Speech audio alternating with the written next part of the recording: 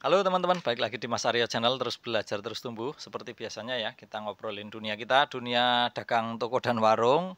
Kali ini kita mau bahas dengan singkat, padat, dan sederhana seperti biasanya soal berapa banyak kita mengambil laba untuk produk-produk atau barang-barang dagangan di toko atau di warung kita, teman-teman.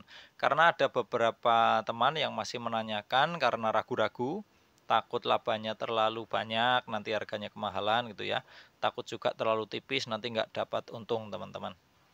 Kalau di sekolah dulu, karena untuk mempermudah proses belajar, penghitungan laba itu yang diajarkan di sekolah biasanya dalam persen, selalu malah ya, selalu dalam persen, umumnya 10% gitu ya. Jadi kalau modalnya sekian, labanya 10%, harga jualnya sekian gitu. Dan itu rata ya di semua produk seperti itu. Tapi kenyataannya, kalau dalam dunia dagang yang sebenarnya, itu ada banyak cara, ada banyak metode, ada banyak alasan atau latar belakang untuk menentukan berapa besar keuntungan atau berapa besar laba yang harus kita ambil untuk menentukan pada akhirnya harga jualnya jadi berapa gitu ya. Dan dalam menjalankan usaha pertokoan atau warung retail, kalau saya sih cenderung menggunakan metode dibagi dulu. Jadi barang-barang yang kita jual itu dibagi jadi dua kategori teman-teman. Yang pertama kategori barang-barang yang cepat terjual, artinya ini barang-barang kebutuhan banyak orang teman-teman. Tiap hari barang ini keluar, tiap hari barang ini terjual, atau ya 1-2 hari selalu terjual. Pokoknya barang paling sering terjual di tempat kita, best sellernya gitu ya, itu masuk kategori fast moving.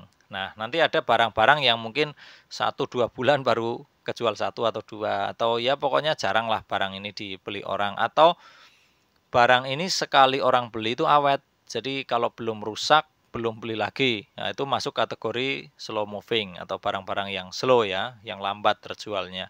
Contohnya misalnya kayak gayung. Gayung itu di tempat saya udah belasan tahun masih belum ganti, teman-teman. Ya karena memang masih utuh, mau beli buat apa gitu kan. Ember juga sama. Ember kalau nggak memang ada kebutuhan baru jadi nambah embernya gitu, ya kita nggak beli lagi kecuali kalau rusak gitu ya. Itu juga awet sekali, pasti ember plastik aja awet sekali. Nah itu masuk kategori barang-barang slow moving teman-teman. Semakin laku barang tersebut, semakin itu jadi kebutuhan orang tiap hari, jadi orang tiap hari beli, itu labanya akan semakin tipis. Laba yang kita ambil harus semakin tipis, teman-teman. Semakin barangnya slow moving, itu labanya bisa kita ambil lebih banyak. Kemudian pertanyaannya kan kenapa barang-barang yang laku, yang laris, orang juga tiap hari beli, kenapa kita labanya tipis banget? Misalnya kayak sembako itu kan labanya tipis banget teman-teman ya, hanya beberapa ratus rupiah, 500 rupiah itu aja udah cukup banyak kalau untuk bahan-bahan sembako gitu ya. Karena alasannya yang pertama adalah kemungkinan terbesar, alasan mayoritas konsumen datang ke toko kita, ke toko saya dan toko teman-teman adalah memang untuk mencari produk tersebut. Dan mereka akan tiap hari bolak-balik untuk membeli produk tersebut. Kalau produknya habis dipakai, mereka akan datang membeli, dipakai lagi, habis datang membeli lagi. Siklusnya selalu seperti itu, teman-teman. Jadi meskipun labanya sangat tipis, pembeliannya berulang. Nah, jadi eh, sedikit tapi sering gitu, teman-teman ya.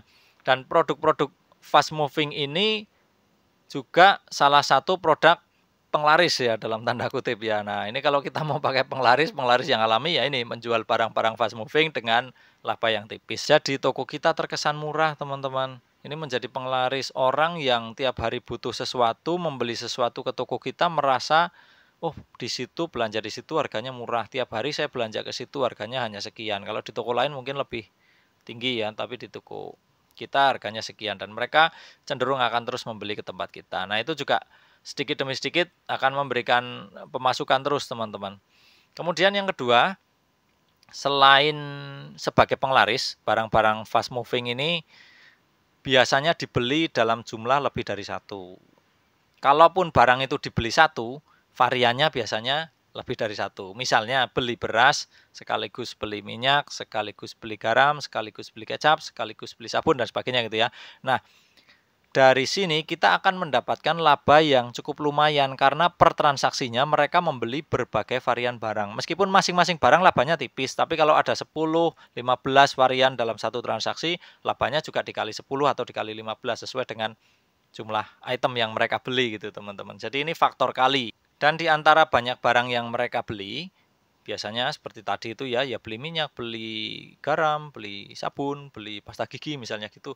Mungkin di antara produk-produk itu juga nanti terselip barang-barang yang masuk kategori slow moving, barang-barang yang masuk kategori jarang terjual, misalnya benang, bolam lampu, jarum, pensil gitu ya. Nah, itu harganya atau labanya juga cukup lumayan teman-teman, di atas laba fast moving. Jadi selain fast movingnya terjual dalam jumlah yang cukup banyak atau varian yang cukup banyak, diantaranya terselip barang-barang yang slow moving yang memberikan kita laba per itemnya sudah cukup banyak.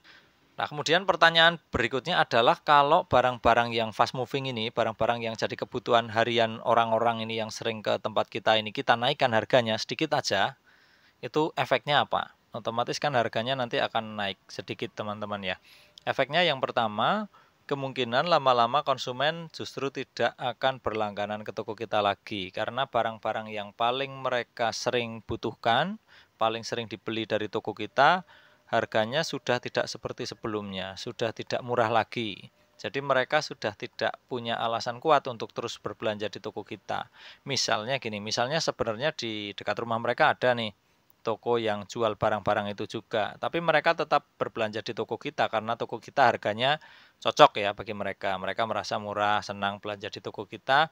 Akhirnya mereka memilih di toko kita belanjanya. Tapi kalau kemudian kita naikkan harganya, kemudian ya katakanlah hanya Rp500 atau bahkan kalau sampai Rp1.000 itu cukup kerasa bedanya ya di konsumen. Jadi mereka punya alternatif nih, daripada saya jauh-jauh ke sana. Sekarang di sana juga harganya sudah naik. Jadi mungkin konsumen akan mempertimbangkan ya udahlah belanja ke tempat yang dekat saja atau ke tempat yang lain saja yang tokonya lebih besar, lebih lega, parkirnya lebih luas dan sebagainya. Jadi konsumen jadi tidak punya alasan kuat untuk tetap berbelanja di tempat kita, teman-teman. Jadi kesimpulannya, teman-teman, barang-barang yang fast moving ini tetap harus dijaga. Jadi labanya tetap harus tipis-tipis aja. Kenapa? Karena supaya harganya tidak terlalu tinggi dan toko kita tetap terkesan murah, karena harga yang murah ini berpotensi selain menjaga konsumen yang sudah ada ini tetap berbelanja di toko kita, juga bisa mempengaruhi orang lain untuk ikut berbelanja di toko kita, jadi menambah pelanggan baru. Dan meskipun labanya cuma setipis tisu, tapi ini seperti tadi ya, bisa jadi penglaris dalam tanda kutip ya, penglaris alami, sehingga yaitu tadi semakin banyak pembeli akan datang, kemudian keuntungan juga otomatis akan terakumulasi atau bertambah ya seiring dengan banyaknya orang-orang yang berbelanja maupun jumlah barang-barang yang dibeli. Gitu teman-teman, mudah-mudahan bisa bermanfaat ya.